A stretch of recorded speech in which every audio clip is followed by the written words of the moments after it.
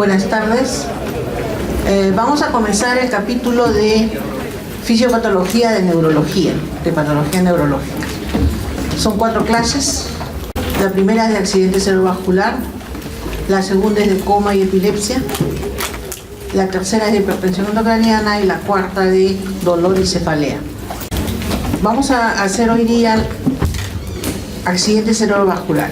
Vamos a desarrollar ese tema. La enfermedad cerebrovascular o accidente cerebrovascular, como se le conoce, o apoplejía o stroke. Eso es lo que vamos a ver, cuál es su fisiopatología, las manifestaciones clínicas. Vamos a hacer una pequeña introducción, hablar de epidemiología, vamos a definir lo que es un accidente cerebrovascular, su clasificación, vamos a hablar de los 2 grandes grupos, los isquémicos y los hemorrágicos luego, con su fisiopatología y las causas de cada uno de ellos.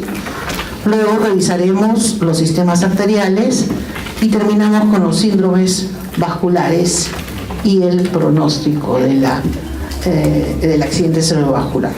Entonces iniciamos con una pequeña introducción y vamos a decir que el ACV pues, es una de las enfermedades neurológicas más frecuentes y devastadoras. Es una de las causas más frecuentes de patologías, sobre todo que se atienden en los servicios de emergencia. Entonces es una de las enfermedades más frecuentes y devastadoras. ¿Por qué devastadoras? Porque pueden llegar a producir la muerte y porque pueden dejar, por lo general dejan algo de secuela, o sea, algo de discapacidad. Producen más de 200.000 muertes al año en los Estados Unidos y es una de las mayores causas de discapacidad, como le dije. La incidencia de esta enfermedad, de esta entidad, aumenta con la edad. Quiere decir que cuanto mayor, cuanto más vieja la persona, más posibilidades de tener un accidente cerebrovascular. A medida que aumenta la población de personas mayores, como está sucediendo actualmente, se proyecta que el número de ACVs va a aumentar al doble, más o menos en el año 2030. Este es un cálculo que han hecho en Estados Unidos. Es la tercera causa de mortalidad y la segunda de morbilidad en el mundo.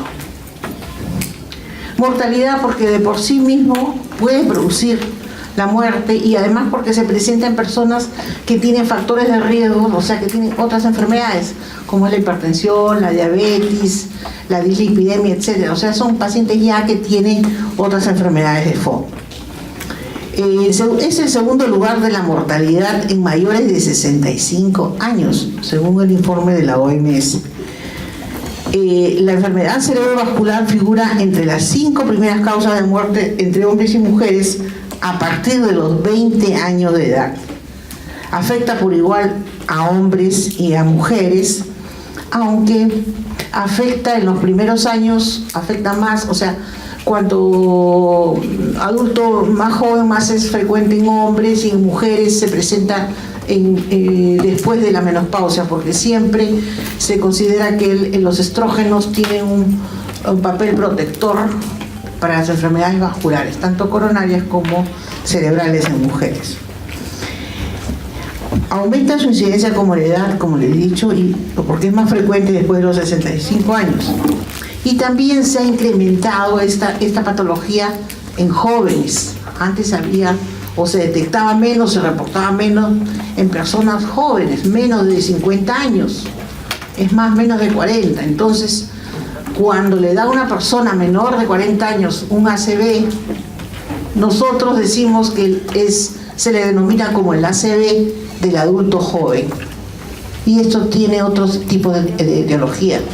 Puede ser también por hipertensión, porque ahora la hipertensión se presenta cada vez más en personas más jóvenes. Lo que pasa es que hay más control, hay más medicamentos, hay más recursos de poder controlar este factor de riesgo. Se conoce más sobre su fisiopatología. Eso ya lo habrán visto ya en el capítulo de Carlos. Entonces, se ha incrementado en adultos jóvenes y hasta en niños puede haber ACVs, pero ya por otra patología. Ya no va a ser la arteriosclerótica, sino de otro tipo, genética o metabólica. ¿Cuál es la definición del accidente cerebrovascular o ataque cerebral, derrame cerebral, así como se le conoce, un stroke o una apoplejía? Son sinónimos. El accidente cerebrovascular, ¿qué cosa es? Es un déficit focal neurológico de inicio brusco. O sea, ¿en qué consiste? Es una enfermedad que se inicia en forma brusca, acuérdense, en forma brusca y que produce un déficit focal neurológico. O sea, produce signos o alteraciones neurológicas que corresponden al lugar donde ha habido casualmente el problema circulatorio, el problema vascular, ya sea trombótico o hemorrágico. Pero, por ejemplo, si se lesiona la corteza, si hay una alteración isquémico o hemorrágica en la corteza frontal, bueno, pues lo que va a tener el paciente es un déficit motor fundamentalmente, o sea, una hemiplegia contralateral. Por eso es un déficit focal de inicio brusco. Ese es el accidente cerebrovascular. O sea, los síntomas van a corresponder a la falla de la zona que está mal, que hay problema de circulación debido a una trombosis o a una hemorragia.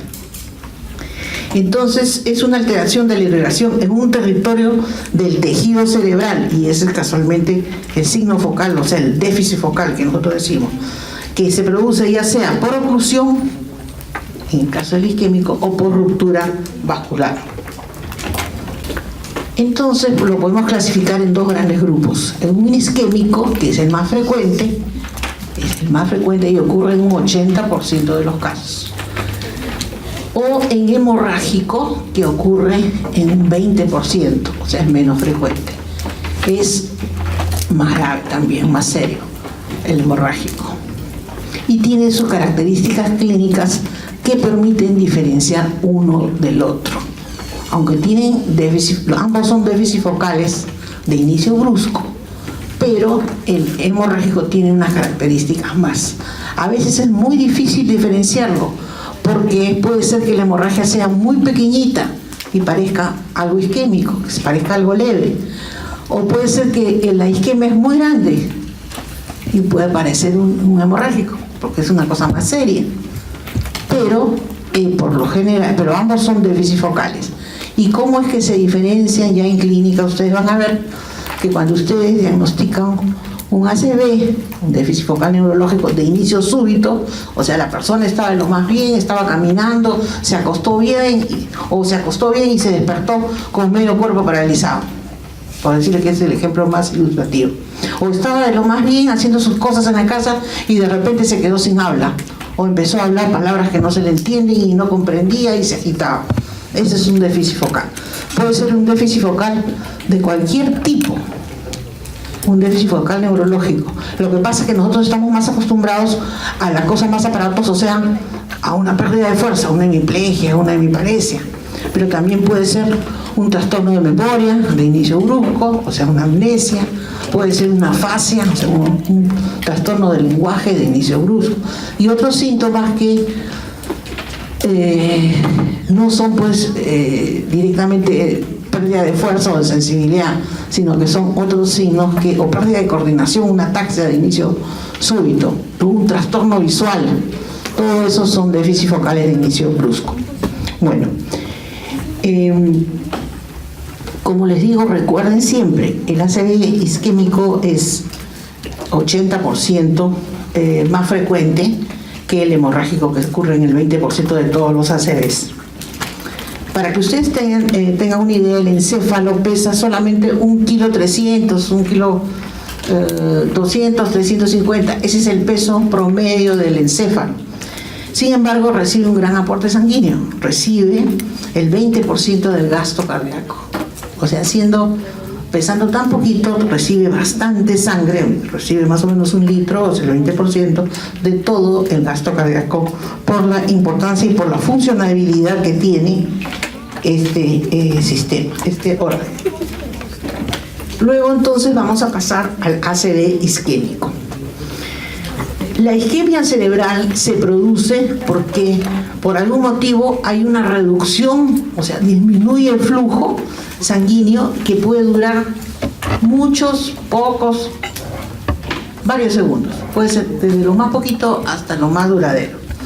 Entonces es una reducción del flujo sanguíneo por varios segundos. Los síntomas neurológicos, el déficit focal, se va a manifestar casi inmediatamente, en segundos. ¿Por qué? Porque las neuronas sin glucosa, ¿qué pasa? Si hay una isquemia, no va a llegar la cantidad de sangre necesaria al tejido nervioso, al tejido encefálico. Y entonces, ¿qué va a pasar? Las neuronas van a sufrir rápidamente de falla energética por la falta de glucosa y de oxígeno, que esa es la base fisiopatológica del isquemia. Ahora vamos a ver, si la detención del flujo sanguíneo dura más de pocos minutos, o sea, dura una buena cantidad, más de pocos minutos, se produce un infarto cerebral. Incluso si la oclusión ya se quedó así y duró mucho rato, más de pocos minutos, dura más de 10 minutos, deja un infarto. Y si la extensión, supongamos que el vaso no es pequeño ni mediano, sino es un vaso grande, puede llevar hasta la muerte cerebral. Porque vamos a ver que cuando hay isquemia se van a producir una serie de cambios en el tejido. No solamente la neurona sufre la glía y sufre la circulación cerebral, van a haber cambios, va a haber edema, y eso va a producir, el edema va a producir aumento del volumen de la masa encefálica y puede producir hasta muerte, ¿no? Enclavamiento, hiperpresión endocrinal hasta la muerte cerebral. Ahora, si se restablece, si este flujo se detuvo, se redujo y se restableció rápidamente, entonces el tejido cerebral puede recuperarse y puede llegar a recuperarse totalmente si la reducción ha sido poca y en poco tiempo, poco en volumen, en intensidad y en poco tiempo. Y los síntomas del paciente son transitorios. Entonces de ahí tenemos algunos casos clínicos en que el paciente dice: estaba de lo más bien y de repente se le adormeció el brazo y perdió y la pierna derecha, por darles un ejemplo, en forma brusca, y de ahí perdió fuerza en el brazo y en la pierna derecha, adormecimiento y pérdida de fuerza, y no podía mantenerse en pie, no podía caminar. Si la pérdida de fuerza ha sido muy, muy severa, o sea, ha sido total en ese lado, pero le dura más o menos 10 minutos o media hora y después se recupera. Y quiere decir que hubo algo, que pasó algo en su circulación, que disminuyó el aporte de sangre en ese lado, en el lado correspondiente a ese déficit focal, pero que después se destapó, o sea, se restableció, y las neuronas no han sufrido un daño por una serie de mecanismos, porque regresó la sangre y porque ha habido una buena circulación colateral, digamos, que esto también contribuye. Ahora pongámonos en el caso de que ya no hay una reducción en cierto vaso, sino que existe la situación de que hay una reducción generalizada del flujo sanguíneo. O sea, por algún motivo, no es que un vasito se tapó, está arteriosclerótico, tiene una placa, se rompió y se tapó, no, o vino un émbolo y tapó ese vaso y produjo ese déficit focal. No, ahora ya hay una reducción generalizada del flujo sanguíneo. ¿En qué casos puede producirse eso? Sí hay casos, por una hipotensión marcada. ¿Y en qué casos, por ejemplo? En una arritmia cardíaca, en una fibrilación auricular con frecuencia alta, en un infarto agudo de miocardio o en un choque hemorrágico. Una persona que tiene una úlcera y ha sangrado masivamente, entonces puede tener una reducción generalizada del flujo sanguíneo y que va a producir una hipotensión y va a disminuir el flujo o el aporte sanguíneo al cerebro. Si es transitorio, que por lo general cuando se producen estas situaciones es transitorio y es muy breve, se produce el síncope. ¿Por qué? Porque así como llegó poca sangre al cerebro, pero después se restableció, llegó poca sangre sobre todo al tronco, donde está la sustancia reticular activadora, entonces se deprimió esta y produce la pérdida de conciencia pero fugaz. El síncope es eso, el paciente se siente como si estuviera laxado, con la visión borrosa, a veces tiene náusea, el cuerpo todo débil y se pone pálido y se desvanece, pero invito a los pocos segundos o al minuto recupera la conciencia sin tener ningún otra molestia. Pero esa es la mejor situación, que ha sido un evento transitorio. Pero si el flujo reducido, o sea, si se redujo el flujo en forma generalizada, persiste por más tiempo, se puede pues producir un infarto. Persiste por más tiempo, estoy hablando de varios minutos. Puede producirse un infarto, pero ¿dónde se va a producir este infarto? Ustedes imagínense, los vasos grandes se van ramificando y van llegando a vasos más pequeños hasta vasos más chiquitos. Entonces, cuando se produce una hipotensión así o una baja de perfusión cerebral generalizada transitoria, pero un poco más largo, duradera, o si el paciente ya es una persona mayor, imagínense un viejito que sangra por algún motivo, se le bajó la presión, le bajó la perfusión, entonces ya tiene los vasos arterioscleróticos, sus vasos llegan a sangre con las justas, y si tiene un evento en que le baja esa perfusión, puede producir una isquemia, y esta isquemia se caracteriza porque las zonas que van a sufrir, o sea, las zonas que van a quedar infartadas, van a ser las zonas distales. Entonces puede quedar después de este episodio el paciente con un infarto en el territorio de una arteria, en el territorio final de la arteria cerebral media y de la cerebral posterior, por ejemplo. Y esto se le llama el infarto de las zonas divisorias de las aguas. Entonces ustedes van a ver un paciente que tiene signos focales, pero tiene signos correspondientes no a un solo sitio, sino a varios sitios. Y justamente esos sitios son los finales de los recorridos de los vasos, o sea, los vasos más chiquitos. Entonces eso se llama, el mecanismo fisiopatológico, aunque no hayamos registrado, no sepamos, no tengamos seguridad de que ha hecho una hipotensión, podemos sospechar de que el problema ha sido por hipotensión, o sea, por una falla hemodinámica, que es uno de los mecanismos fisiopatológicos que produce isquemia, como vamos a ver más adelante. Ahora hemos estado en un término muy leve de la reducción global en el síncope, en uno mediano que deja sus huellas, que deja infartos en las zonas distales de arterias que están bien separadas. Y el otro es que si la reducción del flujo ha sido severa y prolongada, se puede entonces, en ese caso, ¿qué pasa? Todo el cerebro sufre y se produce una hipoxia extensa. Y esa es la encefalopatía hipóxica isquémica. Por ejemplo, un paciente que por algún motivo hace un paro cardíaco. Mientras lo revive, no sale del paro y se quedó mucho tiempo, varios minutos, por eso siempre se considera que 5 minutos es el tiempo crítico, ¿no? Pero si ya queda más de 5 minutos, de repente no despierta, queda en coma y no despierta, entonces queda con una encefalopatía hipóxica isquémica. Entonces, cuando hay una encefalopatía hipóxica isquémica, quiere decir que ha habido una reducción del flujo sanguíneo cerebral global por un tiempo prolongado. Entonces va a tener manifestaciones, si es así, va a tener pues signos o manifestaciones de compromiso cognitivo secular, o sea, queda con daño cerebral. Esos pacientes salen del coma, pero quedan con algún problema. A veces no quedan con hemiplegia, pero sí quedan con compromiso cognitivo. Y a eso se le llama la secuela de encefalopatía.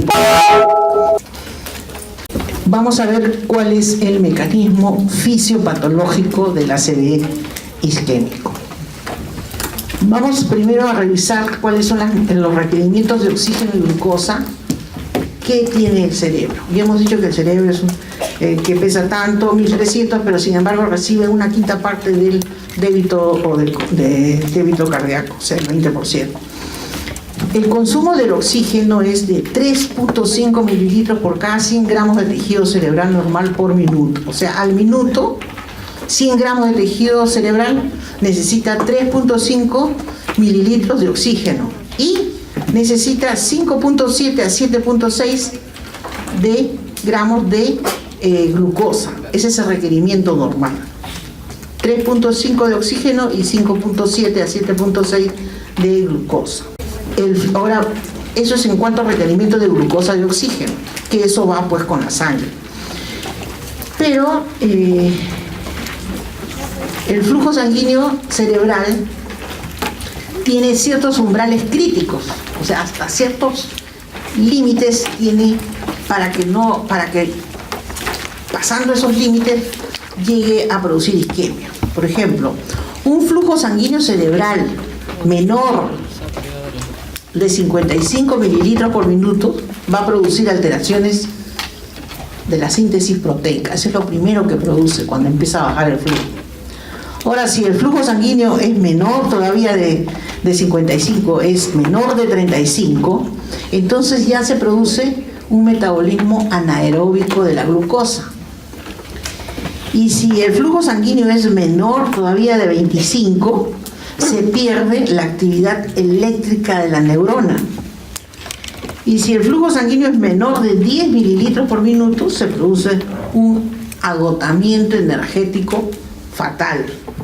Hay una pérdida de gradientes iónicas, entonces ya no se puede mantener más potasio adentro y menos sodio y más sodio afuera, sino ya no funcionan las membranas, no hay buena síntesis proteica, la membrana no está permeable, no hay bomba para estar sacando el sodio de dentro de la célula, entonces se pierden esas gradientes iónicas y se produce la muerte neuronal. Y ya una vez que el tejido nervioso no es como los otros tejidos que se pueden regenerar, esto ya se murió la neurona y de ahí quedó. Entonces tenemos en este esquemita, para que sea más fácil de recordar, que entre 55 y 60 es el flujo sanguíneo cerebral normal. Si es menos de 55, se produce alteraciones de la síntesis proteica. Si es menos de 35, ocurre el metabolismo anaeróbico de la glucosa. O sea, ahí hay acidez, hay aumento del ácido láctico, con todas sus consecuencias. Si el flujo es menos todavía de 25, hay pérdida de la actividad eléctrica. Y si es menos de 10, hay agotamiento energético fatal con muerte neuronal. Es lo mismo, pero puesto en un esquemita para recordarlo mejor. Eso es en cuanto al flujo sanguíneo. Ahora vamos a ver el otro factor, el tiempo. ¿Cuánto tiempo dura la isquemia? Uno es cuánto grado de isquemia del flujo sanguíneo, el otro es cuánto tiempo. A mayor tiempo, a menor sangre es peor, ¿no es cierto? Entonces, 10 segundos de isquemia va a producir una pérdida de la actividad eléctrica neuronal con afectación de la síntesis proteica. 30 segundos de isquemia, o sea, más isquemia, van a fallar las bombas de sodio y potasio y se pierde la función neuronal. 1 minuto de isquemia transitoria va a producir niveles letales de ácido láctico. Ya el metabolismo anaeróbico aumenta el ácido láctico, y esto va porque el ácido láctico es un mediador de la cascada isquémica, como vamos a ver en el esquemita esto. 5 minutos de isquemia, ya 5 minutos de isquemia transitoria, entonces hay cambios irreversibles en las organelas intracelulares y hay un daño total y muerte neuronal. Es lo mismo, pero en un dibujito para ver que 10 segundos, pérdida de la actividad eléctrica. 30 segundos, falla de la bomba de sodio y potasio. 1 minuto, aumenta niveles letales del ácido láctico.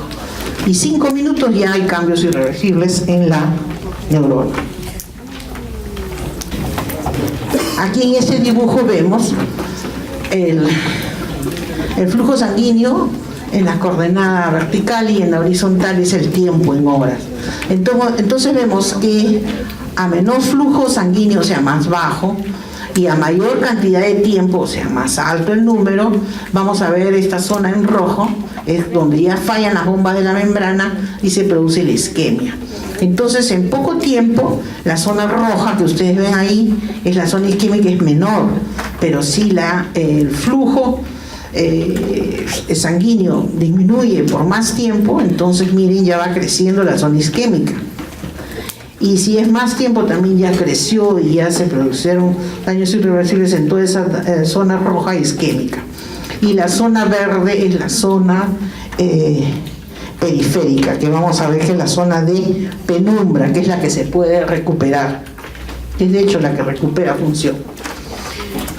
Entonces, ¿cuáles son en sí las alteraciones celulares y moleculares durante la isquemia? Cuando se disminuye el flujo sanguíneo a niveles críticos, entonces disminuye el aporte, obviamente, de oxígeno y glucosa al tejido cerebral. Y se va a producir, ¿qué? Una reducción de la producción de ATP a nivel mitocondrial. Sin ATP, las bombas iónicas de la membrana, o sea, la de sodio y potasio, dejan de funcionar y se altera la homeostasia, el equilibrio de la neurona. Las neuronas se depolarizan, entonces, ahí en ese caso se depolarizan, permiten que entre el calcio estaba en mayor cantidad afuera. Cuando entra el calcio, aumenta su concentración del calcio en el espacio intracelular. Y ustedes se acuerdan que cuando aumentaba el calcio intracelular, ¿qué pasaba? Se liberaban los neurotransmisores.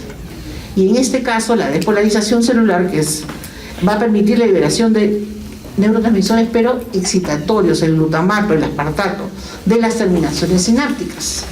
Este exceso de glutamato extracelular va a producir una neurotoxicidad, o sea que encima que la neurona que no puede regular bien su membrana, que está con una falla energética, lo poco que libera son neurotransmisores. Entra el calcio, la hace liberar neurotransmisores que la hacen trabajar más a la siguiente neurona, entonces la agota más. Entonces los receptores postsinápticos de glutamato aumentan el ingreso de calcio todavía a la siguiente neurona y sigue la cadena de daño, de destrucción. La disfunción mitocondrial y la degradación de la membrana lipídica va a generar, o sea, el hecho de que no entre oxígeno, no se produzcan tantos ATPs, las mitocondrias no pueden funcionar por eso, y no producen ATPs, entonces se va degradando la membrana lipídica y va a generar, ¿qué cosa? Radicales libres. Los radicales libres van a contribuir a la destrucción catalítica de la membrana, del citoesqueleto, o sea, de las organelas, y dañando otras funciones vitales de la célula, produciendo finalmente la muerte. En menor grado de isquemia se observa que en la zona periférica, esa que vimos en verde que se llama penumbra isquémica, existe pues una zona, como le digo, esta es penumbra, que es la que está bordeando al centro, que es así, la que muere, se destruye. Entonces, esta zona de penumbra isquémica va a favorecer la muerte celular por apoptosis, lo que lleva a la muerte celular más tardíamente en días o semanas. La disminución del aporte de oxígeno y de glucosa al tejido cerebral va a producir un aumento del ácido láctico, que ya hemos visto, el metabolismo anaeróbico, lo que va a lesionar a las células gliales. Ese metabolismo anaeróbico también va a dañar a las células gliales. Ya habíamos dicho que cuando se producían estas isquemias se dañaban no solamente las neuronas, sino también la glía y los capilares, ¿no? O sea, la barrera hematoencefálica.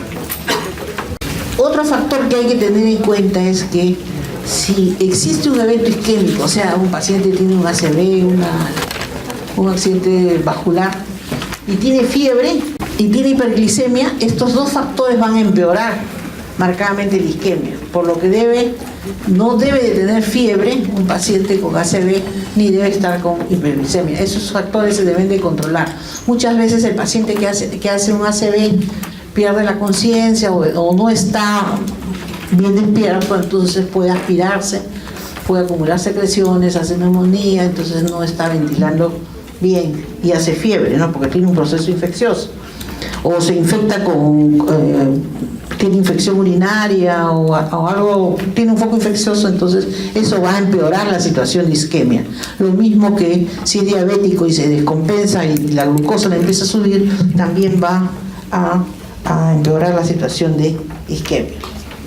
Aquí en este dibujo, en este cuadro, en este esquema podemos ver, tipo fluxograma, podemos ver la isquemia.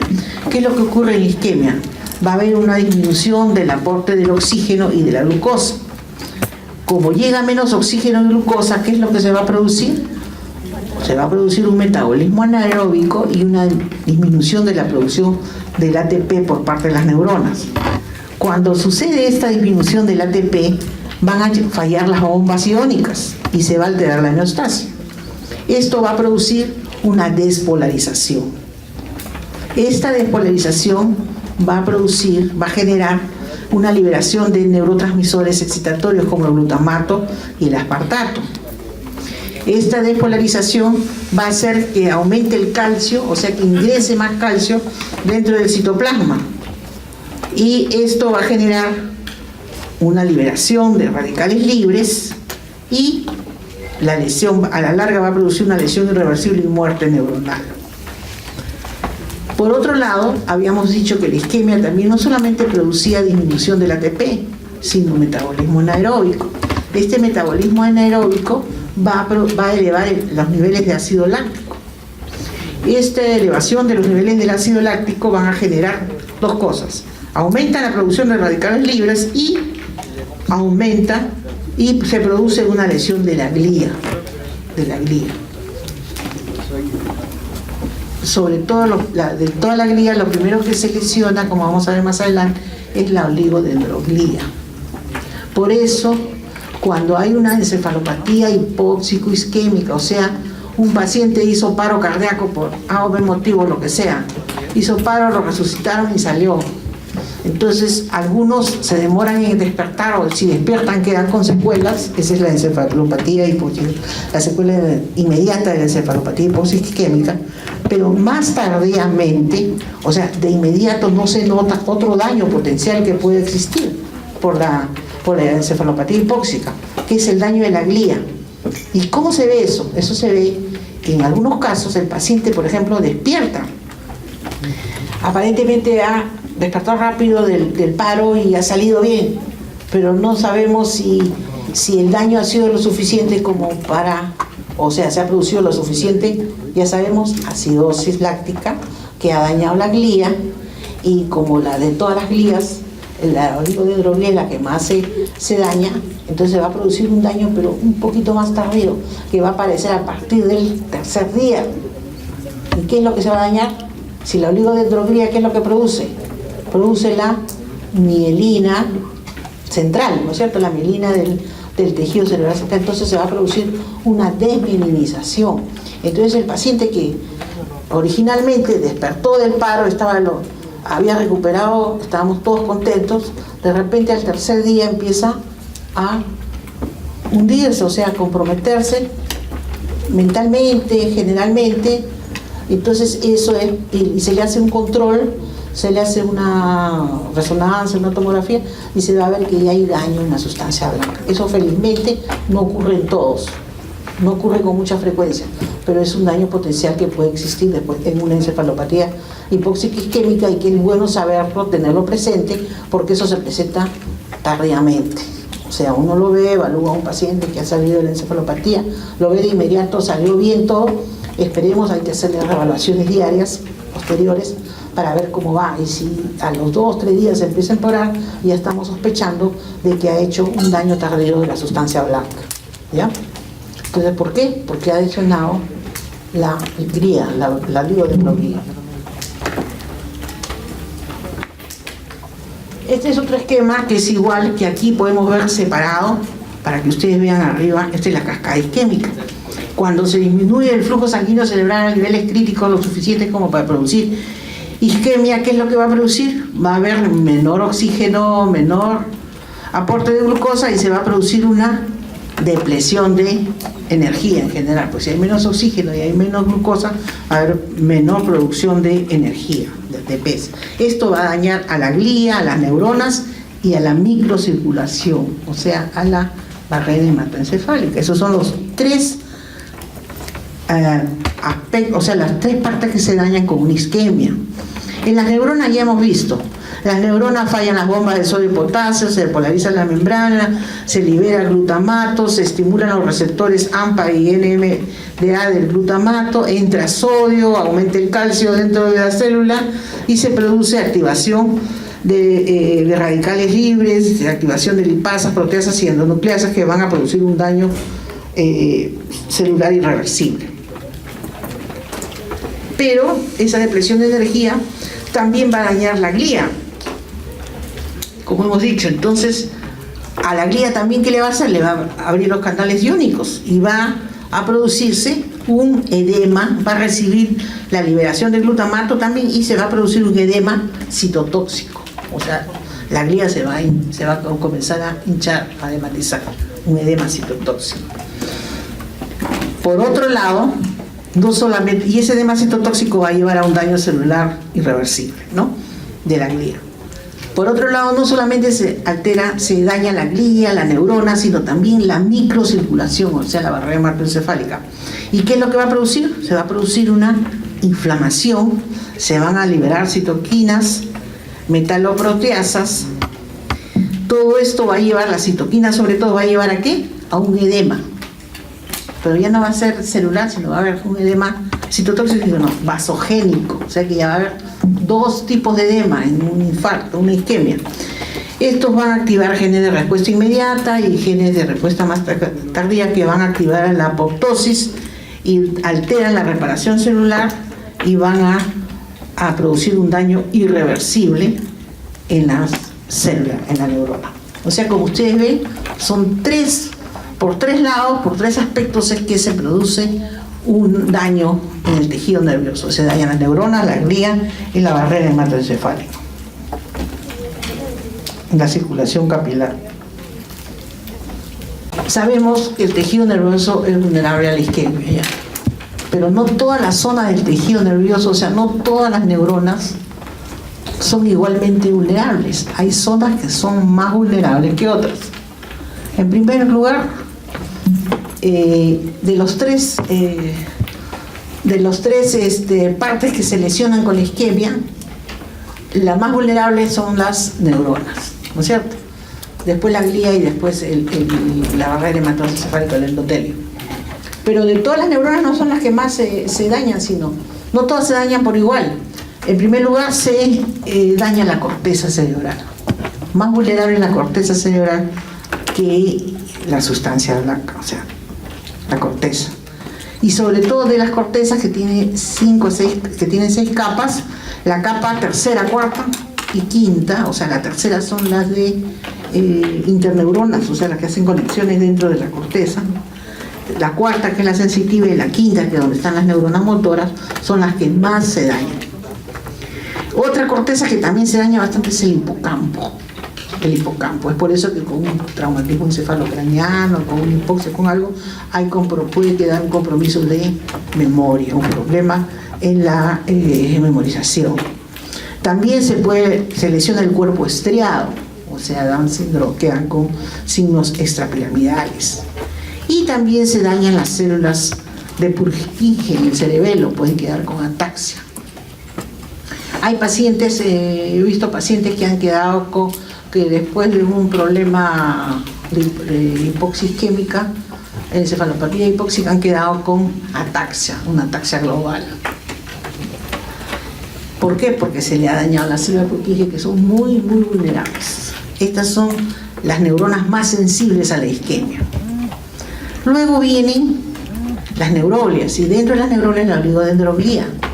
Luego los astrocistos, y por último, las últimas en dañar, que casi no se dañan, son las microglias. Pero la oligodendroglia es la que produce la sustancia blanca, es la que fabrica la mielina central, no la periférica. Y si encima la mielina central tiene dificultades para regenerarse más que la periférica, y se dañan, entonces la recuperación va a ser menor. Y esto nos explica por qué puede haber desmielinización después de una isquemia profunda, global, como la encefalopatía hipóxica isquémica. Y lo último en dañarse son las células del endotelio vascular, pero también producen edema, ¿no? Esas son las que van a producir el edema vascular. Otro aspecto que debemos recordar es que en relación a un foco, a un sitio que ha habido isquemia, hay dos zonas. Hay una zona central, que es donde si continúa la disminución del flujo va a llegar a la necrosis, y una zona periférica que se le llama penumbra, que es la que veíamos en verde. La zona central, que la vimos en el dibujito en rojo, ese es el core, que le llaman, o el centro. Ese es el centro, es el que se daña si es que continúa la disminución del flujo. La zona periférica se le conoce como penumbra, y en la cual la disminución del flujo sanguíneo es menor, y por eso puede recuperar su función. Y esta área, esta zona es la de acción terapéutica y depende también de la irrigación colateral. O sea que si una persona tiene una buena irrigación colateral, tiene más posibilidades de recuperar esta zona periférica y soportar mejor la isquemia. Aquí vemos en este dibujito en rojo el infarto cerebral, que es sintomático, que es el que te va a dar los signos focales, que no funciona esa zona, que no es recuperable. En cambio el borde, la periferia, es la penumbra. Estamos viendo que la zona roja aparece cuando el tiempo ha pasado más, o sea, dura la isquemia más, y cuando ha pasado más tiempo con la isquemia y no está presente en los primeros momentos, ¿no? Y la penumbra es más grande, o sea, la zona de penumbra es más, o sea, hay más penumbra que infarto, que zona isquémica pura en el centro, pero a medida que pasa el tiempo va bajando la penumbra y va aumentando el infarto. Esto, ¿por qué? Ven ustedes, ¿por qué se le llama ventana terapéutica? ¿Por qué? Porque esto es, este dato fisiológico es importante para que dé resultado o no la terapia de la trombolisis, en los casos en que se puede aplicar trombolisis.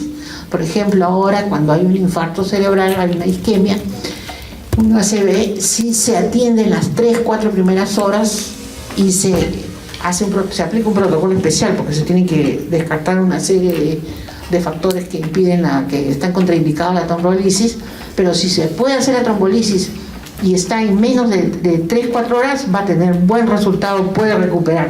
¿Y por qué va a recuperar? Porque hay menos zona ya destruida y hay más zona de penumbra. Y eso es importante, ese dato. Por ejemplo, si nos viene un paciente con un infarto, ya tiene la hemiplegia, pero que ya ocurrió hace 2 días o el día anterior o hace 2 horas, 12 horas, ya la posibilidad de hacerle la trombolisis, ya no se le puede hacer la trombolisis porque ya está isquémico, ya pasó mucho tiempo. En cambio, si llegan las primeras horas, las primeras 3 es lo ideal, o hasta en las 4, entonces puede recuperarse. Hay más chance de recuperarse, ¿no? Pero como les digo, no solamente es el tiempo, hay otros factores. No debe tener fiebre, no debe haber sido operado un mes antes, no debe recibir anticoagulantes, etcétera, etcétera. Un montón de cositas más, no debe tener hiperglicemia para poder estar sujeto al protocolo de la trombolisis. No solamente es eso. Pero ya cambiar pues la mentalidad de que ya si tiene un ACV ya le dio, ya hay que dejarlo. No, porque se recupere solo, no. Hay posibilidades todavía de rescatar, porque hay una zona de penumbra que puede recuperar. Entonces aquí tenemos, fíjense en este dibujito, un vaso donde hay un trombo que está tapando el vaso que está acá a la izquierda, y ustedes ven una zona más blanca, que es la zona de infarto, que es la zona que está sufriendo más por esta isquemia y que probablemente no recupere, y la zona más periférica, que está más oscurita, que es la penumbra. Esa penumbra es la que es potencialmente recuperable, y la que también depende, acá está esquematizado, la circulación colateral. Ven ustedes otro vasito que también le puede estar aportando sangre por otro vaso, por otro lado, entonces puede recuperar. Entonces ya hemos visto toda la fisiopatología de la isquemia cerebral. Ahora vamos del ACV isquémico. Ahora vamos a ver cuáles son los mecanismos fisiopatológicos del ACV isquémico. O sea, ¿por qué un vaso se tapa, se obstruye, se ocluye? ¿Por qué? Básicamente por 3 mecanismos. Por trombosis, o sea, hay un trombo, se forma un coágulo ahí y lo tapan. Se forma un coágulo en el sitio y lo tapa y no deja que pase la sangre, en buena cuenta. La embolia, ¿qué cosa es? Es un coágulo que no se ha formado ahí, sino se ha formado en otro lado, que puede haber sido en el corazón o en un vaso o una arteria más grande, y ha viajado con la circulación y ha llegado ahí y se atracó ahí y tapa, ¿no? Esa es la embolia. Y la hipoperfusión es cuando se produce algo sistémico que hace que baje la presión de perfusión en el cerebro, como habíamos visto tanto en en la encefalopatía hipóxica isquémica, o sea, algo global, algo que ha hecho que no se tape un vaso, ni que ya sea por trombo o por embolia, no, sino que baje la presión de sangre. Es como decir que las cañerías están llegando el agua, pero con una presión bien bajita, ¿no es cierto? No llega al segundo piso ni al tercero. Así no llega a los últimos, a los finales. Y si todavía esos vasos, esas arterias, son de una persona mayor que ya tiene cambios arterioscleróticos, ya tiene una enfermedad vascular arteriosclerótica, entonces está más obstruido todavía y con menos fuerza va a llegar al final. Y esas zonas finales que con la justa funcionaban son las que fallan. Y esa es una característica de los infartos por el problema de hipoperfusión. Entonces vamos a ver cuáles son las causas de trombosis. ¿Por qué se forma un trombo, un coágulo, un incipio en un vaso? Por arteriosclerosis, porque las arterias se endurecen y se forma una placa de colesterol. Por hipertensión arterial, que acelera y que lleva a la arteriosclerosis. Por arteritis, que en este caso no es un trastorno degenerativo de las arterias, sino una inflamación de las arterias que van a hacer que la pared de las arterias se engruesen y se disminuya la luz o que haga espasmo, ¿no? En la migraña lo que se produce es una inflamación aséptica de los vasos que también se engruesan, porque hay una serie de eventos que van a llevar a eso. Cuando veamos la clase de migraña vamos a ver eso.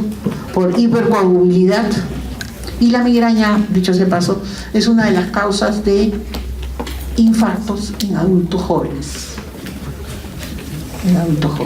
O sea, un migrañoso puede, no necesariamente, pero puede llegar una crisis de migraña, complicarse y llegar a un infarto. Pero eso no se va a diagnosticar de arranque, ¿no? O sea, si es un adulto joven y tiene un infarto cerebral y tiene migraña, vamos a decir de frente, es por una migraña. No, tenemos que descartar vasculitis, otra serie de patologías, dislipidemias, una serie de cosas que sí podrían ser, y ya al final, si es migrañoso y no se le encuentra otra causa, ya entonces ahí sí podríamos decir que es probablemente por la migraña. Luego la hipercoagulabilidad, hay estados, hay enfermedades que hay aumento de coagulación, entonces eso puede producir trombosis.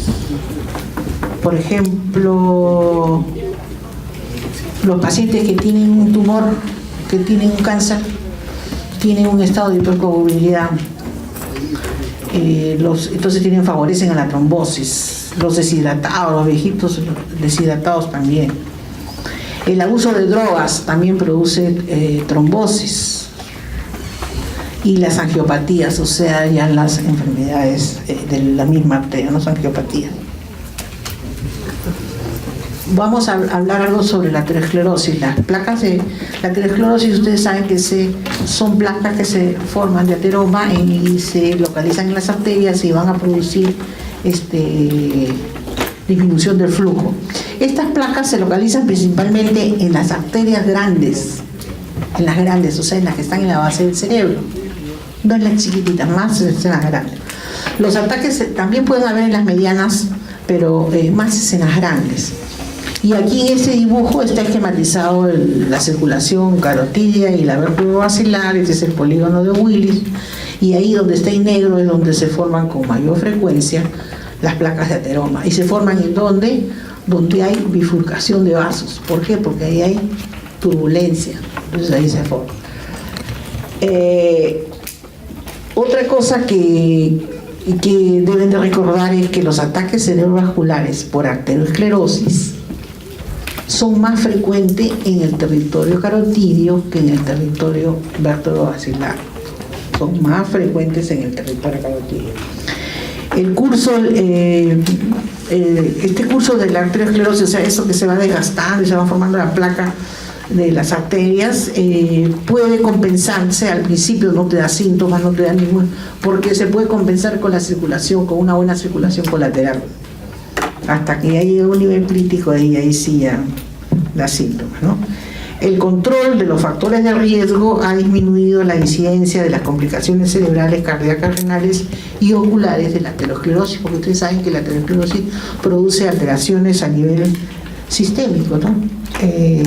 cerebral, cardíaca, sobre todo renal, ocular y en extremidades, hay en insuficiencia vascular periférica también. Pero el control de los factores de riesgo como de hipertensión, diabetes, tabaquismo, sedentarismo, todo eso ha permitido reducir un poco la frecuencia, ¿no? Antes sería más. Aquí vamos a ver cómo es que se forma la trombosis, una forma esquemática de la patogenia de la trombosis. Aquí tenemos arriba a la izquierda en un daño endotelial, acá, donde se acumula el colesterol y se forma una placa de colesterol. Esta placa se rompe, aquí la vemos, que está la placa con el colesterol aquí, se inflama y se rompe y se forma el trombo. Acá se forma el trombo que va a producir una estenosis. Aquí también se ve el trombo y va a producir una estenosis, una reducción de la luz del vaso, que puede ser parcial o puede ser total. Cuando es total ya tapó totalmente el vaso y no deja pasar sangre, o puede reducirlo nomás, o también puede hacer que este trombo, se forma un trombo grande, este trombo se desprenda un pedacito y bote un émbolo. Esto es, por ejemplo, un ejemplo de la carótida, ¿no? O de la carótida interna, donde se forman las placas, justo donde se dividen las ramas, y entonces se puede desprender un émbolo y de ahí sale. Esa es la embolización arterio-arterial, que es una de las causas más frecuentes del ataque isquémico transitorio. O sea, un ACV que se recupera antes de las 24 horas. Aquí otro dibujito en que se está viendo cómo se va formando una placa de ateroma al principio ahí está la placa chiquita, después se va acumulando el colesterol, crece el colesterol, se inflama, se tapa con un trombo y tapa totalmente la luz del vaso. Luego vamos a pasar, ya hemos revisado todas las causas de trombosis y hemos hablado más sobre la aterosclerosis, que es lo más frecuente. Ahora pasamos a la otra causa de ACV isquémico, que es la embolia. La embolia significa de que se ha formado un coágulo en algún sitio, un trombo, y ese coágulo se ha desprendido y ha viajado por la sangre, por la circulación, hasta uno de los vasos del cerebro, ¿no? Y hasta donde se atracó y ahí produjo el isquemia. Como ustedes están viendo en el centro, ¿ves? El émbolo es movible, se va con la circulación y llega hasta un vaso más estrecho y ahí queda detenido. Las embolias pueden ser de origen cardíaco y de origen no cardíaco. Cuando las embolias son de origen cardíaco, se producen por arritmias, por ejemplo, un corazón que tiene fibrilación auricular con respuesta ventricular alta, un infarto de miocardio agudo, sobre todo si es mural, puede producir un desprendimiento de un trombo, valvulopatías, que es lo más frecuente, una enfermedad reumática, una estenosis, una insuficiencia valvular, va a producir ahí en la válvula formación de trombos que se pueden ir desprendiendo. Una endocarditis también y una miocardiopatía, porque las cavidades del corazón crece y favorece la colección de trombos, formación de trombos adentro, ¿no? Luego la de origen no cardíaco es como la que les expliqué, la arteria que está bajo un esquema. Fíjense ustedes, siempre cuando las placas de ateroma se localizan cerca de la bifurcación de los vasos, donde hay más turbulencia de sangre, ahí se forma una placa que está produciendo, la primera de la izquierda de abajo, en negrito y blanco, se ve que está produciendo una estenosis, está disminuyendo la luz. Esto es un esquema de la arteria carótida interna y externa. La interna es la más gruesita y la externa es la que no tiene nada y se va para la cara.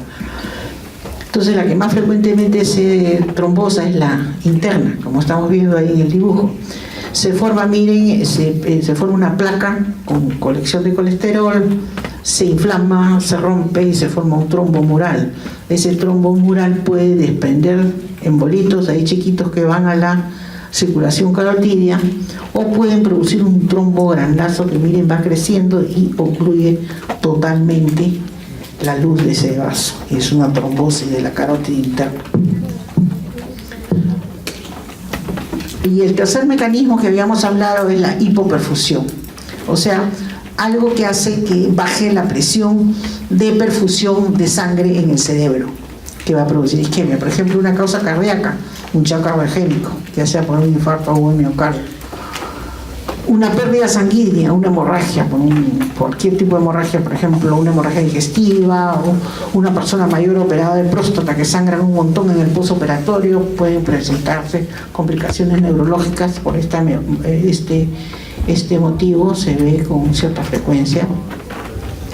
También la embolia pulmonar, que va a disminuir la perfusión cerebral, la deshidratación, porque disminuye el volumen de la sangre por falta de agua.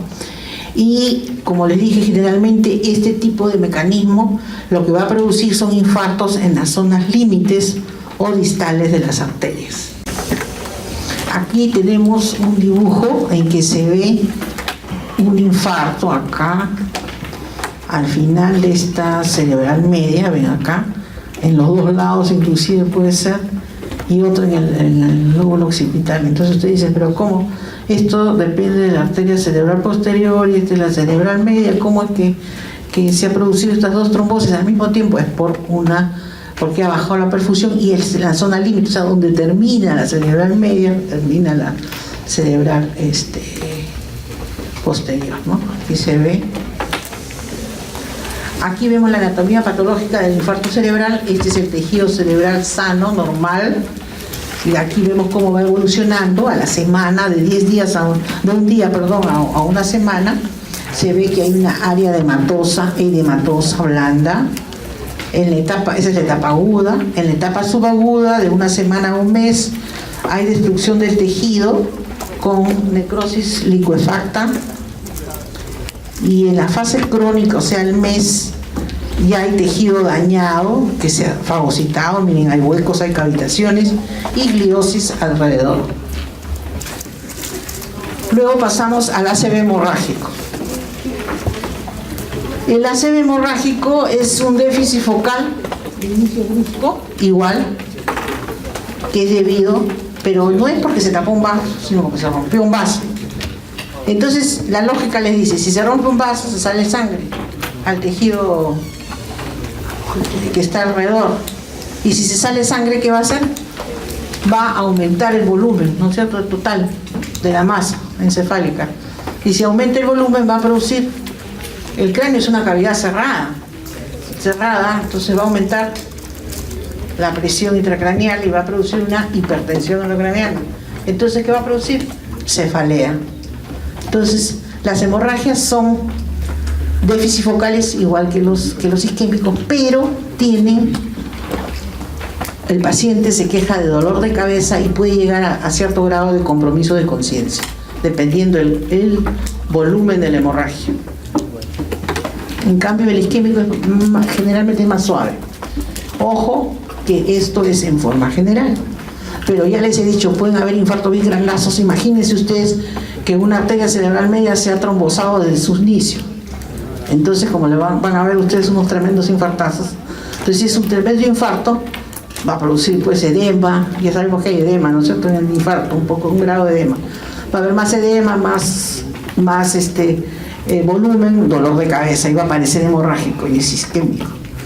Y igualmente puede haber una pequeña hemorragia chiquita, no bien circunscrita, que produce un déficit focal, pero que no produce ni compromiso de conciencia ni cefalea, entonces parece isquémico.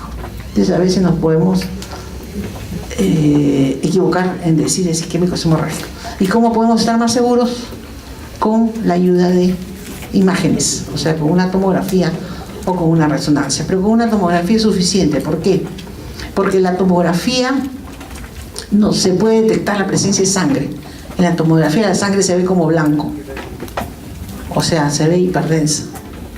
En cambio, el infarto se ve hipodenso, o sea, se ve oscurito. Ahora, si es un infarto chiquitito, tampoco lo vamos a ver. O a veces el infarto en las primeras 48 horas no se ve. Pero si ustedes tienen al paciente que ha hecho un déficit focal, están pensando en un ACV y no tienen la duda, no saben si es isquémico o hemorrágico, Se le hace la tomografía y si se encuentra sangre, ya sabemos que es hemorrágico. Si no hay sangre, es isquémico. Y le sacamos una tomografía, la repetimos en 2 días. Y ahí seguramente va a salir. ¿Ya? Entonces, sí, el hecho de que no hay sangre ya nos descarta la posibilidad de hemorragia, viéndolo bien, ¿no? Claro. Y no nos descarta la posibilidad de isquemia, pero ayuda bastante. ¿Cuáles son las causas de la hemorragia intracraneal? Estamos hablando de las hemorragias dentro del cráneo. Puede ser por hipertensión arterial. ¿Por qué? Porque la hipertensión arterial, así como favorece la arteriosclerosis y va a favorecer la trombosis de vasos más grandecitos, puede producir enfermedad arterial hipertensiva. O sea, va a producir una degeneración hialina en las paredes de los vasos chicos. Otra causa de hemorragia intracraneal son los aneurismas saculares o fusiformes. Los aneurismas son formaciones en las arterias, unos globitos que se forman por una alteración congénita de las paredes, de la formación de las paredes de las arterias. Otra es la presencia de las malformaciones arteriovenosas, que son otro tipo de alteración de los vasos, que vamos a verlas. Otra es la discrasia sanguínea, que tengan mala coagulación, que tengan plaquetopenia, qué sé yo, problemas de sangrado, las discrasias sanguíneas. Y la última es los traumatismos encefalocraneados, o sea, por un traumatismo puedes producirte una hemorragia intracraneal. Entonces habíamos dicho que la hipertensión también produce enfermedad vascular hipertensiva. ¿Qué consiste? Como les dije, que las paredes de los vasos chiquitos se van degenerando. Se produce una degeneración hialina, porque las paredes tienen esta degeneración. Y estas paredes de los vasos chiquitos se pueden ocluir por vasos. Y entonces en este caso producen ACVs isquémicos de vasos chiquitos. Pero también se pueden necrosar estas paredes. Y cuando se necrosa, se debilitan y se producen unos pequeños globitos, o sea, unos microaneurismas. Imagínense que en las arteriolas, en las arterias chiquitas, se forman unos microaneurismas, sobre todo en el sistema vascular axial, o sea, todos los vasos que están en la línea media, en el centro del tejido nervioso.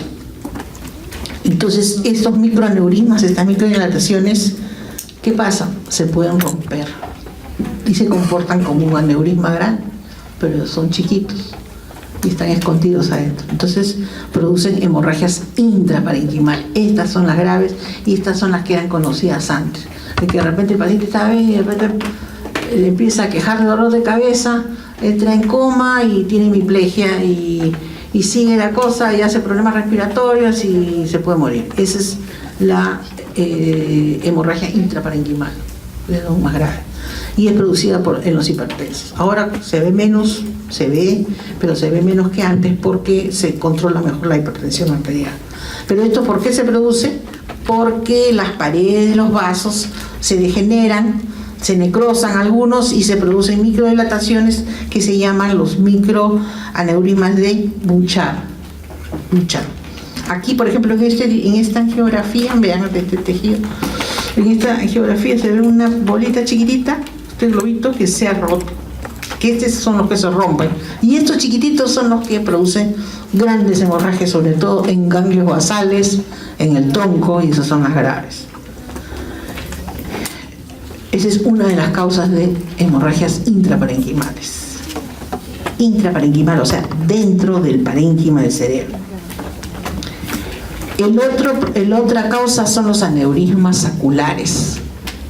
Son estos globitos de las arterias más grandecitas. Sobre todo el polígono de Willis, miren ustedes. Esto es por un defecto congénito. Este es otro mecanismo fisiopatológico. Son personas que tenían ese defecto congénito y forman estos aneurismas. Uno nunca lo sabe hasta que se rompe. O por casualidad le hacen una arteriografía y le encontraron de casualidad, hace un hallazgo, un aneurisma. Entonces, pero este es por un defecto congénito de la pared arterial. Se localizan también en los puntos de bifurcación de las arterias, pero sobre todo de las bases del cerebro. Y su tamaño varían de milímetros hasta centímetros. A veces son bien grandecitos y se comportan como tumores. El 80% de los casos corresponden el 80% a la circulación anterior, o sea, a la circulación carotidia. Son más frecuentes en la circulación carotidia que en la circulación vértebro-basilar. Así como los ACVs isquémicos son más frecuentes en la circulación anterior, en la carotidia también los aneurismas son más frecuentes en la circulación anterior.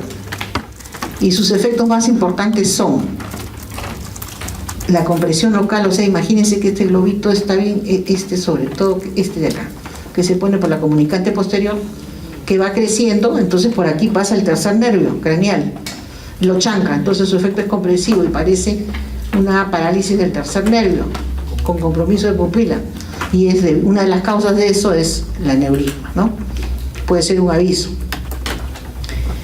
Ese es por compresión local, produce dos efectos. Y el otro es que se rompan. Y si se rompen, imagínense acá, ¿qué es lo que van a producir? Una gran hemorragia. Esta gran hemorragia puede matar al paciente en el momento de la hemorragia. Pero si se produce una hemorragia que no es tan severa y que por hemostasia se tapa digamos, por donde se perforó el aneurisma, se tapa y ya no sigue sangrando, entonces el paciente sobrevive. Pero ¿qué es lo que presenta el paciente? ¿Qué cuadro clínico? Es diferente. Imagínense, si esto se rompe y está en el polígono de Willis y está afuera del parénquima cerebral o está en la cerebral media, pero estos están afuera del parénquima, entonces todos van a dar muchos signos focales, ¿no? Esto no es como el otro, que se rompen adentro del parénquima y producen destrucción de vías, de centros. Este es afuera. Entonces esto, como es afuera, va a producir hemorragia subaracnoidea, afuera. Pero tiene la característica de que el paciente tiene una gran cefalea intensa desde el principio y de inicio súbito, o sea, lo más brusco que hay. Están bien y de un segundo para otro, sienten como si se les hubiese roto algo, si se hubiesen golpeado con algo, y el dolor de cabeza no les pasa por días. No es cuestión de que les duele y a los 5 minutos les pasó o a la hora, no pasa. Es intenso y sigue el dolor. Se acompaña, cuando el cuadro es completo, se acompaña de compromiso de conciencia, se quedan menos atontados, no presentan mayores signos focales, como les digo, pueden presentar náuseas, vómitos, sí presentan hipertensión intracraniana, náuseas, vómitos, algo de compromiso de conciencia, y en el examen se les puede encontrar rigidez del nuca, porque como el sangrado es en el espacio subaracnoideo, puede haber rigidez del nuca. Pero ojo, esos son los cuadros clínicos completos, pero no siempre lo vamos a ver así. Hay muchos pacientes que van en emergencia por cefalea intensa, intensísima, y entonces si uno no hace bien la anamnesis de la cefalea, entonces no va a llegar el dato de que la cefalea fue intensa desde el primer instante, comenzó bien brusco y que ha durado varios días o horas y no se va. Le ponen calmantes, le baja un poquito, pero sí hay dolor. Entonces cuando el dolor es muy intenso y es de inicio súbito, hay que pensar en hemorragia subaracnoidea. Porque la mayoría no te vienen con rigidez de nuca, para que vengan con todos esos signos, ya después la hemorragia es bien masiva, ¿no? Y el problema es de que ese aneurisma se rompió, se tapó parcialmente y se puede volver a romper, y cuando se rompe por segunda vez, ahí sí es fatal. Y diagnosticado aneurisma hay que operar. Entonces, ¿qué es lo que se hace en esos casos? Se le pide una tomografía. Entonces, en la tomografía, en el 80% de los casos se va a encontrar esto: sangre en el espacio subaracnoideo. Miren ustedes acá, se ve blanco, esta es la sangre. Afuera del parénquima, no adentro, este es el parénquima. Esta es la cisura de Silvio. Ven ustedes, en todo el espacio subaracnoideo está sangre. Este ha tenido una buena hemorragia subaracnoidea.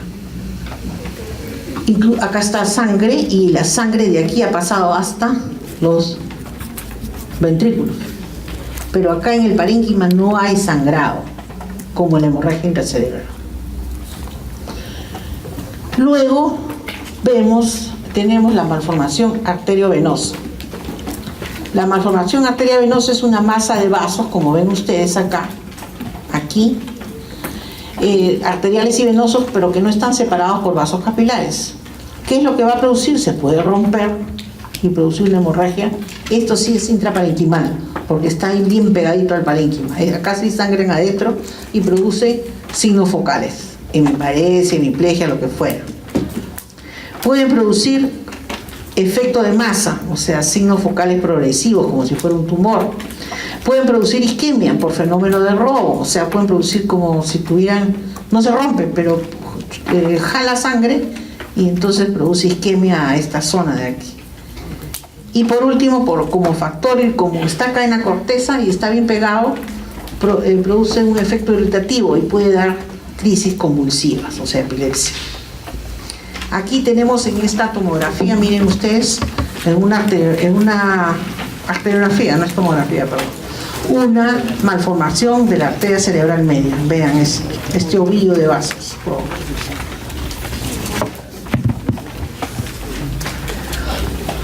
Aquí ven otra malformación, pero es de la cerebral anterior. Luego vamos a pasar ya a los sistemas arteriales para terminar con los síndromes. Los sistemas arteriales, como hemos ido hablando a lo largo de la clase, los sistemas arteriales responsables de la circulación del sistema nervioso son dos: el anterior, o el sistema carotídeo, o sea, viene por la carótida común, que se divide en carótida externa e interna. La externa va a la cara y la interna es la que entra a la cavidad craneal y va a irrigar la parte anterior del cerebro, o sea, los 2/3 anteriores de los hemisferios cerebrales. En cambio, el otro sistema es el sistema posterior, o el sistema vértebro-basilar, que está en la parte posterior y que se forma por la unión de las dos arterias vertebrales que van a dar lugar a la basilar, por eso se llama vértebro-basilar. Y va a irrigar el tronco cerebral, el cerebelo y el tercio posterior de los hemisferios cerebrales, o sea, del cerebro. Aquí tenemos el sistema carotídeo. El sistema carotídeo, esta es la carótida, acá ven, y la carótida se divide en carótida externa, que va a la cara, y esta es la carótida interna, que entra por el sifón, entra por el seno cavernoso y va a dar origen a la cerebral media, que es esta, y a la cerebral anterior, que es esta. La cerebral media, va a irrigar toda la parte de afuera, la cara externa o de la convexidad del hemisferio cerebral, o sea, esta parte de acá. Esta es la cerebral media. Y la cerebral anterior se va, la carótida va más adelante, y entre los dos hemisferios, por encima del cuerpo calloso, pasa la cerebral anterior, que es esta, y va a irrigar la cara interna de los hemisferios cerebrales, y también la parte inferior, un poco inferior del lóbulo temporal. Esto es importante, ¿por qué? Porque si esta cerebral media irriga la cara externa, ustedes se acuerdan que aquí en la corteza sensitiva y en la corteza motora estaba el homúnculo, y que está el hombrecito ese que está en medio de cabeza. Aquí afuera está la cara, el brazo, ¿no? Entonces, si el déficit focal de hemiparesia es a predominio, o sea, está más débil la cara o el brazo que la pierna, quiere decir que la arteria que sea la hemiparesia es por obstrucción de la cerebral media, de esta, de acá, por el dibujito, acuérdense. En cambio, cuando acá está la pierna, nada más, la pierna y la parte inferior del abdomen, del hombrecito, del homúnculo. Entonces, cuando aquí se lesiona la cerebral anterior, cuando hay isquemia o lesión del síndrome de la cerebral anterior, lo que se va a producir van a ser una serie de signos acá prefrontales de la cara interna del lóbulo frontal y la parte motora del miembro inferior, o sea, la hemiparesia va a ser a predominio crural. O sea, el paciente tiene hemiparesia, pero lo que menos mueve es la pierna. Siquiera mueve más el brazo, mueve algo la cara, pero la pierna está más afectada, más débil. Entonces, cuando es a predominio crural, es cerebral anterior. Cuando es a predominio braquial o facial o facio-braquial, es cerebral media. Y cuando es igualita, o sea, está todo tomado, tanto cerebral, tanto brazo y pierna igualito, o sea, es homogénea, decimos. Por eso es importante analizar los signos. Vemos una parálisis, pero que es homogénea, tanto brazo y pierna tienen el mismo grado de debilidad. Entonces, ¿qué cosa es? Es el sitio subcortical, porque es donde se han unido las dos ramas, o sea, más abajo, donde las fibras tanto de la cara externa como de la cara interna se juntan para bajar al tronco. Entonces esas son las lesiones subcorticales, cápsula interna, ganglios basales. Por eso sirve determinar las características de las parálisis. Ahora, el sistema vértebro-basilar, fíjense ustedes, el sistema vértebro-basilar es este. Estas son las dos vertebrales, se juntan y forman la basilar. No les pido que sepan cuántas arteritas hay ni qué nombre tienen, no. Sepan ustedes lo esencial, lo más importante, lo fundamental.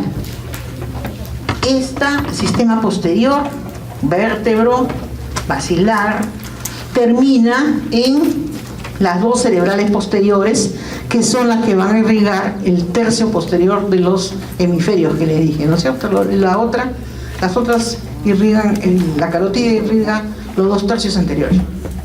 Entonces, esta termina en la cerebral posterior aquí y va a la parte de atrás.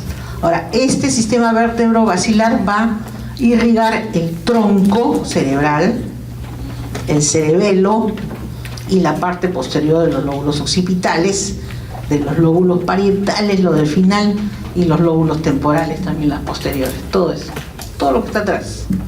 Justo donde terminan estas ramas,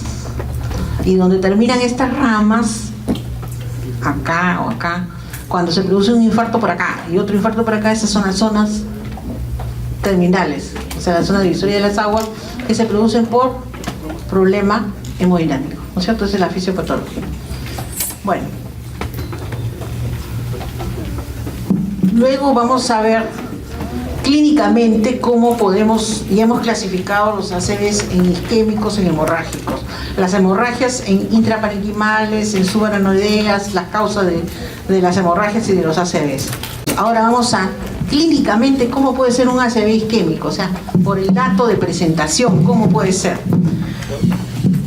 Puede ser transitorio, evolutivo o inestable, y definitivo o establecido. Acuérdense de estos tres aspectos clínicos. Esto le va a ayudar mucho en la clínica a usted. ¿Cómo puede ser? ¿Por qué? Todos son déficits focales de inicio brusco, pero el transitorio, ¿qué significa? El transitorio quiere decir que tuvo una hemiplegia o un déficit motor de un lado, una hemiparesia derecha, pero que se recuperó antes de las 24 horas. Y se recuperó totalmente. Ese es el ataque isquémico transitorio, o sea, el TIA. ¿Ya? Acuérdense de eso. ¿Y por qué? ¿Cuál es la causa más frecuente de estos TIAs? Una embolia. Una embolia, sobre todo de carótida, que ha botado un coagulito, ha producido una isquemia y después se ha destapado, se ha recanalizado ese trombo y ha pasado la sangre. Pero ojo, eso no porque ya se recuperó, ya nos quedamos tranquilos y felices, ya no tiene nada, no. A ese paciente hay que estudiarlo, hay que hacerle un ecodoble, hay que hacerle todo el estudio para identificar de dónde ha embolizado, si de acá o del corazón, porque de repente tiene un problema cardíaco. Ese es el primer tipo, el transitorio. Antes de las 24 horas se recuperan. El evolutivo, ¿cuál es? O inestable, es un déficit focal. El paciente tiene un poco de debilidad en las extremidades derechas, así comienza bruscamente, pero eso fue en la mañana, porque si les amaneció con que no podía mover bien el brazo, entonces sostenía bien cuando caminaba, pero conforme pasa el día, esa debilidad se va acentuando, o sea, en horas, en pocas horas, y se acompaña quizás de otros signos, o sea, puede ser hipoestesia, o sea, adormecimiento de ese lado. Inclusive si es del lado dominante puede quedarse hasta afásico. Entonces puede ser que en el transcurso de un día o de hasta menos de 3 días pueda llegar de lo que comenzó despacito, se progresó hasta afasia de hemiplegia. ¿Eso qué me indica? Que hay una isquemia, pero esa isquemia está intensificándose en el tiempo. Entonces, ¿en qué mecanismo fisiopatológico me imagino? Me imagino que hay un trombo en un vaso que está creciendo y está tapando hasta que terminó de tapar el vaso. ¿Ya? ese es el inestable. ¿Y ese qué va a necesitar? Si es eso, si demuestro que es eso, ¿qué va a necesitar? Anticoagulante, ¿no es cierto? Para que no se termine de tapar, lo mismo que el TIA, para que no bote más émbolo, o antiplaquetario, el TIA. Y el tercer tipo es el definitivo establecido, que es la otra forma como se presentan los ACVs isquémicos. Una persona de repente está en lo más bien y bruscamente se quedó hemipléjico, o amaneció hemipléjico, o amaneció afásico. Entonces, de un momento para otro ya hizo toda la oclusión. Ese es, desde el inicio presentó el déficit focal que no se va a modificar ni revierte, o sea, ya se quedó ahí, debido a un infarto, a una embolia grande o a una hemorragia cerebral. Entonces se dan cuenta que cada forma clínica tiene nos puede aproximar a la alteración fisiopatológica, a la causa, y por ende al tratamiento, ¿no? Por eso es importante la clasificación clínica de los ACV isquémicos. Ahora, el ACV hemorrágico, ¿cómo pueden ser clínicamente? Pueden ser dos. Puede ser por una hemorragia intraparenquimal. En ese caso, ¿qué tiene? El paciente es igualito, es un déficit focal de forma brusca, pero con cefalea tipo hipertensión endocraniana, porque claro, la sangre se salió del parénquima y produce hipertensión endocraniana. Esa es la hemorragia intraparenquimal, con signos focales. En cambio, la hemorragia subaranoidea es la que el sangrado no se ha producido dentro del parénquima, sino afuera del parénquima, en el espacio subaranoideo, donde están las meninges. Entonces el paciente presenta cefalea intensa, ya les dije, intensa, que dura varios días, dura una semana por lo menos, y que puede bajar un poquito con los analgésicos, pero que sí hay el dolor de cabeza, y que puede venir con náuseas, vómitos, hipertensión, compromiso de conciencia. ¿Y eso es por qué? Porque se ha roto un aneurisma, es un sangrado, pero afuera. Por eso es que no tiene muchos signos focales. Puede tener un Babinski bilateral, puede tener rigidez de nuca, pero no tiene una hemiplegia, una hemipoestesia, no tiene signos focales definidos. Aquí en este dibujito tienen ustedes los diferentes tipos de hemorragia intraparenquimal. Por ejemplo, una hemorragia acá en el núcleo caudado, vean ustedes, en el núcleo caudado de hemorragia. Esto por lo general es por una ruptura, un microaneurisma de Bouchard de hipertensión arterial. El del putamen es otro ganglio basal. ¿Se acuerdan que la degeneración hialina con los microaneurismas de Bouchard se producen en la circulación axial, o sea, en la línea media? ¿Ya? Acá están las pupilas, cómo las encuentran, los movimientos oculares, el déficit motor sensitivo y otros signos más. Aquí es en el tálamo, una hemorragia en el tálamo. Este es una hemorragia intraparenquimal en el lóbulo occipital. Este es en el puente, fíjense. Y este es en el cerebelo.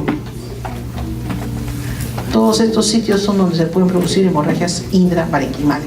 Esta es la tomografía para que ustedes vean que siempre en el sitio de la hemorragia lo que van a encontrar es esta zona blanca, hiperdensa, ¿ya? Acá. Y esta es la hemorragia subaranoidea, que la sangre está en el espacio subaranoidea, fuera del parénquima, por eso es subaranoidea.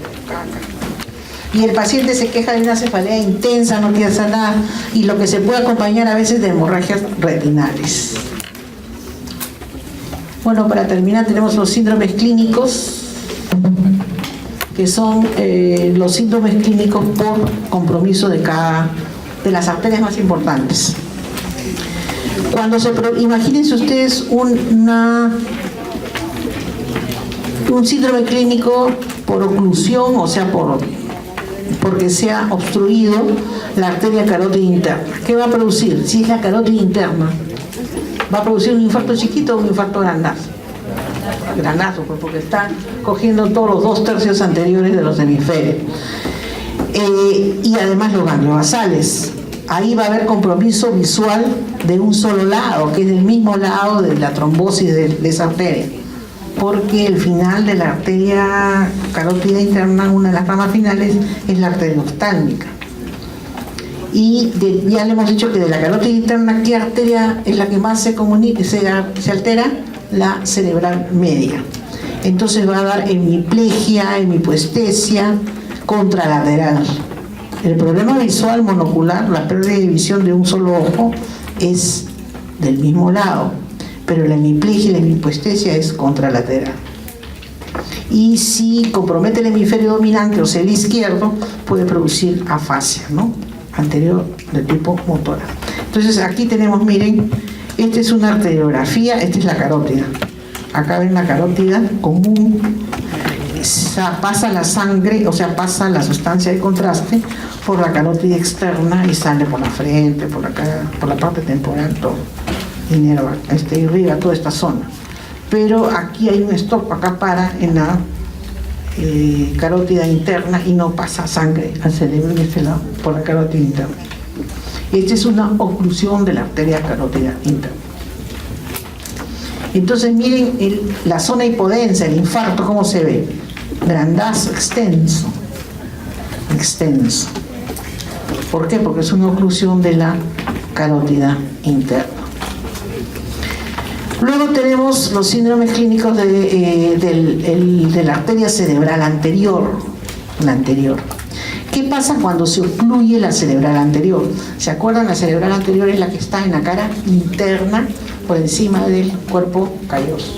Entonces va a haber hemiplegia contralateral a predominio plural de las piernas, porque la pierna está representada en la cara interna de los hemisferios.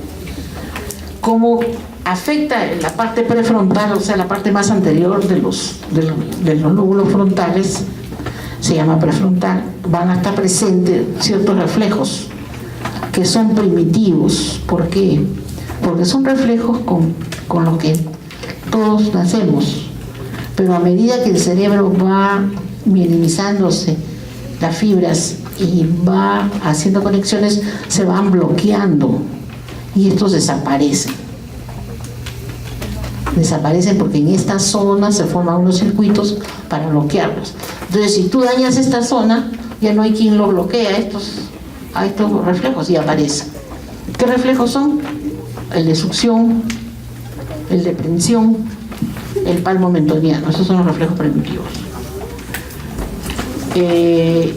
También por lesión de esta arteria puede producirse incontinencia urinaria, afasia de Broca si compromete el hemisferio dominante, desconexión, porque como ahí está el cuerpo calloso, entonces ustedes saben que el cuerpo calloso es una estructura de sustancia blanca, o sea, de axones que atraviesan de un hemisferio al otro hemisferio, y si ustedes lo bloquean, le quitan la sangre, ahí quiere decir que es como si lo cortaran y ya no se va a comunicar ciertas áreas, sobre todo la anterior en este caso, con el hemisferio contralateral, entonces se desconecta, por eso se llama síndrome de desconexión. ¿Y qué va a producir? Problemas para escribir, apraxia idiomotora. Abulia también, cuando se lesionan ambas cerebrales anteriores, o cuando nacen de un solo tronco, entonces se obstruye una y se obstruyeron las dos, ¿no? Entonces aquí en ese dibujito ustedes pueden ver en azul, todo esto es territorio de la cerebral anterior y todo esto es el sitio donde está cada una de las funciones más o menos, y que esto es lo que produce cuando se lesiona. Acá incontinencia, abulia en la parte más anterior, etc. Acá la hipoestesia en la pierna, aparece la pierna acá. Esta misma metodología está en todas las arterias que van a ver ustedes. Entonces aquí van a ver en esta tomografía un infarto de la cerebral anterior. Miren, acá más grande que acá hay un infarto bilateral de la cerebral anterior. Luego tenemos la cerebral media, que es la más importante, que es la que más frecuentemente da problemas. Esta cerebral media, lo que te va a dar cuando se ocluye, te va a dar hemiparesia o hemiplegia a predominio facio-braquial contralateral, hemianestesia contralateral, hemianopsia contralateral o compromiso visual, hemianopsia o compromiso visual monocular, o sea, en un solo ojo, ipsilateral, afasia global si compromete el hemisferio dominante, si compromete la rama más inferior que va al lóbulo temporal, va a darte afasia del hemisferio dominante, te da afasia de Wernicke, y apraxia sí que compromete el hemisferio no dominante, o sea, por lo general el derecho. Aquí está en rojo, representado en rojo, y les dice a ustedes todas las lesiones que se pueden producir acá. Esta es la corteza temporal superior. Si es en el hemisferio dominante, te da la afasia de Wernicke. Luego, aquí tenemos una imagen de un infarto de la cerebral media. Miren ustedes. Todo esto es territorio de la cerebral media, este de la cerebral anterior y este de la posterior. Luego ya pasamos al sistema vertebrovascular. Cuando hay alteración cuando hay una oclusión de la arteria vertebral, se van a producir una combinación de síntomas, porque recuerden que se tienen que juntar las dos vertebrales para formar la basilar, que van a llegar hasta la parte posterior de los hemisferios cerebrales, sobre todo el hemisferio, el lóbulo occipital. Entonces, como compromete el tronco, va a dar disartria, disfagia, ataxia, hemiplegia contralateral y también compromiso de conciencia, porque en el tronco está la sustancia activadora reticular. Si se lesiona la arteria basilar, o sea, la que ya está más arriba, o sea, ya no es una partecita de...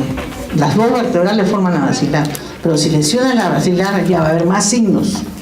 Va a haber inestabilidad, va a haber disartria y disfagia, va a haber un síndrome alterno. ¿Qué significa el síndrome alterno? De que hay hemiplegia de un lado, o sea que es contralateral al lado de la lesión, pero hay compromiso de un par craneal, pero no del mismo lado de la hemiplegia, sino del lado opuesto, o sea, contralateral. Por eso se llama hemiplegia contralateral o síndrome alterno. Cara de acá y extremidades del otro lado. Si es la lesión a nivel, si produce isquemia a nivel del mesencéfalo, se va a comprometer el tercer o cuarto nervio craneal. Si la isquemia es a nivel del puente, puede producir el compromiso del quinto, sexto, séptimo, octavo. Y si del bulbo, del noveno, del décimo y del onceavo nervio. Va a haber compromiso de conciencia, ataxia y diplopia. Aquí tenemos los dibujos. Este es un paciente con vértigo, con ataxia. Este es con hipoestesia en la cara, déficit sensorial de acá, facial por compromiso del quinto. Aquí compromiso de oculomotores que está entre el mesencéfalo y el puente. Acá hay disfagia. Acá hay disfonía por compromiso del 9 y 10, dolor de cabeza puede haber con vómitos. Acá hay hemianopsia por compromiso de la corteza occipital, que es la corteza visual primaria, y aquí hay compromiso de conciencia si es que la lesión es extensa en tronco, ¿no? y compromete mucho la sustancia reticular activadora del tronco. Luego, si se obstruye la arteria cerebral posterior, lo que va a haber una hemianopsia homónima contralateral. Si es el lóbulo occipital derecho, va a haber una hemianopsia izquierda contralateral. Pero imagínense ustedes, si la basilar termina en las dos cerebrales posteriores, puede haber algo que haya tapado las dos cerebrales posteriores. Entonces hay infartos bilaterales de los dos lóbulos occipitales, que se va a producir dos hemianopsias, o sea, ceguera. Pero esa ceguera, para diferenciarla de la ceguera por un problema ocular o del nervio óptico, la llamamos ceguera cortical, en la cual el paciente no ve y es por una hemianopsia doble. Y eso me indica de que, y es de inicio súbito, el paciente está en lo más bien, realmente ya no ve. Pero puede caminar, puede moverse, el paciente habla, todo, pero no ve. Y no tiene, y es problema de atrás, ¿no? De la corteza primaria. Puede haber también la cerebral posterior irriga el tálamo. Entonces puede haber dolor espontáneo. El tálamo es un sitio donde pasan todas las formas, las modalidades de sensibilidad somática. Entonces cuando se lesiona, el paciente tiene hipoestesia, ¿no? En el lado contralateral, pero además tiene dolor espontáneo, o sea, solito vienen unos crisis de dolores intensos. Ese se llama el síndrome de Yerin, el síndrome talámico. Si compromete el hemisferio dominante, o sea, el lado izquierdo, puede haber alexia. ¿Por qué? Porque está comprometiendo la parte posterior dominante del lóbulo en la unión parieto-occipital, ¿no? Puede haber desorientación espacial, si hay lesión parietal posterior también, y apraxia constructiva. Aquí tienen en amarillo todo lo que es la cerebral posterior para que ustedes vean. Miren, es el hemisferio, el lóbulo occipital, la parte posterior del lóbulo parietal y la parte inferior del lóbulo temporal. Ahí está el hipocampo, por eso puede haber amnesia. Y acá están todos los trastornos que pueden haber por compromiso de esta cerebral posterior. Aquí tenemos una tomografía que muestra, miren, este infarto de la cerebral posterior que ha cogido la parte inferior del lóbulo temporal y parte del lóbulo occipital. Aquí hay un infarto occipital bilateral, que es una ceguera cortical. Miren las dos zonas hipodensas. Y por último, ustedes pueden escuchar qué cosas son infartos lacunares.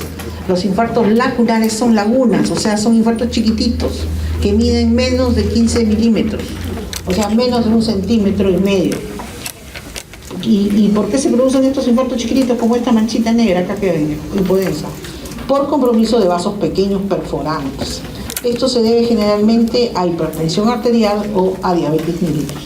Muchas veces estos infartos producen déficit focal, pero que duran muy poco y que dejan mínimos signos focales.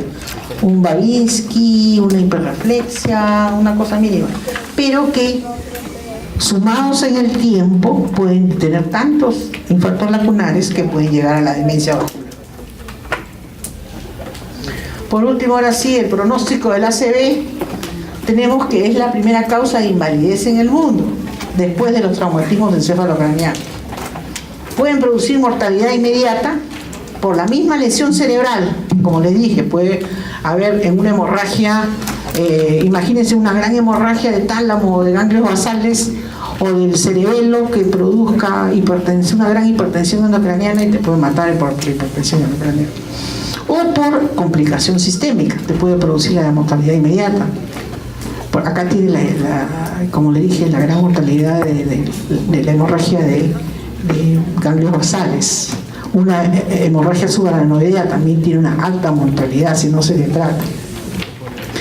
También pueden producir una mortalidad tardía, o sea, si tienen un ACV, ¿qué me está indicando? Que ya tienen una enfermedad arteriosclerótica, ya tienen un trastorno vascular. Entonces pueden morirse por un problema cardíaco o porque pueden tener más ACVs en un futuro, ¿no? Pueden quedar con secuelas sensorimotoras, o sea, hemiparesias, síndromes subcorticales, que pueden ser leves a moderados en la mitad de los casos, severos en el 20%, y pueden en algunos recuperarse por completo, como en los ataques isquémicos transitorios. Estos son los mejores, pero ojo que estos son un aviso de que se puede venir un infarto grandazo. Muchas gracias.